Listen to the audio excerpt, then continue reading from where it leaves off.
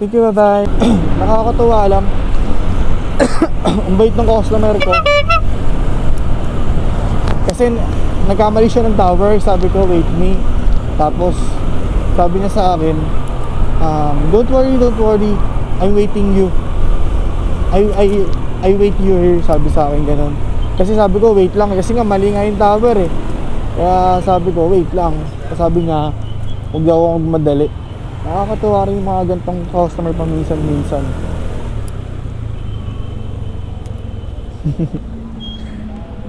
Lang na rito. Yes, sir. Checkpoint.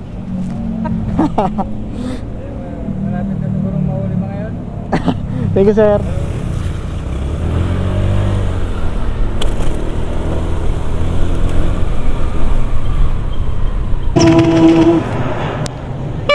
Hello. I'm near Tower C. It's okay. It's okay. How easy many people.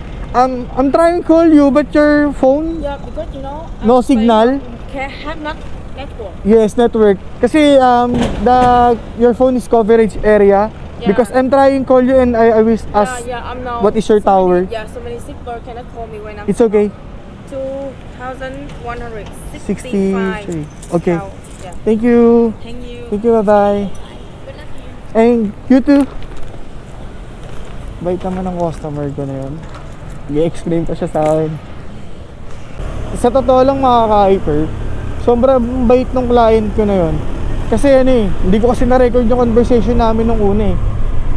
Bali nangyari kasi, mali kasi yung pin niya.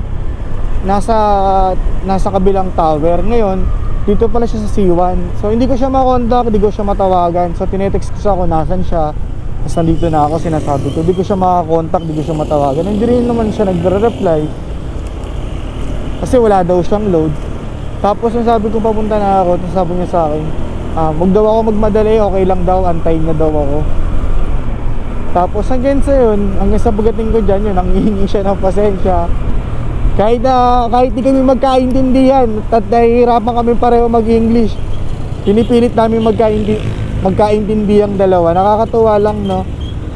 Yung kahit na ibang lahi sila pero ganun yung trato nila sa aming mga delivery rider, napaka sobrang bait. Kasi hindi naman kasi lahat ng ibang lahi na experience ko na ganyan kabait, nanghingi ng pasensya, na ganyan, nag-explain kasi wala daw signal. Kasi yung iba dyan, pag antayin ka, mali yung pin, sila pa galit, sila pa matapang, tapos sasabihin pa nila na babayaran na lang kita, diba?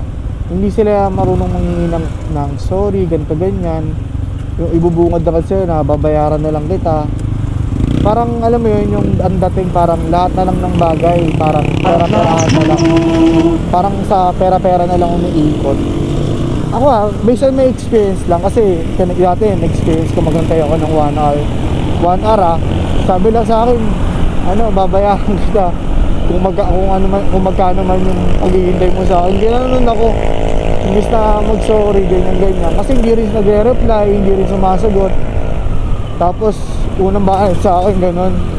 Imbis na mag-sorry, ganyan, diba? Hindi. Sabi sa akin, babayaran kita sa maghihintay mo sa akin, ganyan. Huwag ka na tawag ng tao. Sabi sa akin, ganun. Kasi nagtatrabaho daw siya. Diba lahat naman kami nagtatrabaho sila. Tapos sobrang bad trip ko nun sa kanya kasi nabastasan ako sa sinabi niya. Sabi ko sa kanya nun, hindi ko kailangan yung nabayaran mo ko sa paghihintay. Ang kailangan ko ma-deliver to. Sabi ko sa kanya gano'n kasi mahalaga rin naman sa amin yung oras, nagtatrabaho din kami. Hindi lang naman kayo. Ginanong ko siya. Yung Chinese yun, naalala ko yun eh. Kasi akala na kasi nila, forget babayaran mo, okay na yun. Pero hindi, syempre, paano kung naka-double booking ka o kaya naghahabol ka ng kita, di ba? Sabihin natin bayaran ka ng minimum ng 60 pesos, maghintay ka ng 30 to 1 hour dyan, 60, 120. Kung nakakuha ka ng 2 booking, 3 booking, mas malaki pa yung kikitaya mo dun kaysa dun sa babayaran nila ng waiting time eh. Kaya minsan nakakainis din, lalo pag pagmamalakihan ka na, babayaran ka na lang, pero di man nilang naisip yung abala na dinulot nila, di ba?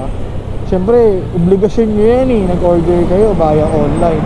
Siyempre, matik yan, obligasyon nyo yan na abangan nyo, antayin nyo. Alam nyo naman may coming deliver kayo, di ba? Tapos ang reason nyo, nagtatrabaho kayo, dapat bigyan nyo ng oras. Hindi reason na nagtatrabaho kasi nagtatrabaho rin naman kami. Kaya natutuwa lang ako sa customer ko na kahit hindi niya ako binayaran ng waiting time, kahit nagantay ako ng 15, okay lang. At least naramdaman ko na sincere siya na nagsasabi siya ng sorry, ganyan, wala siyang signal. Maiintindihan ko pa yun kaysa yung paandaran mo ko na babayaran kita kung magkano man yung paghihintay mo sa akin. Yung mga ganun karado, parang magpapantig talaga tenga mo sa ganun. Diba? So yun lang, makaka-hyper-share ko lang yung experience ko sa customer ko.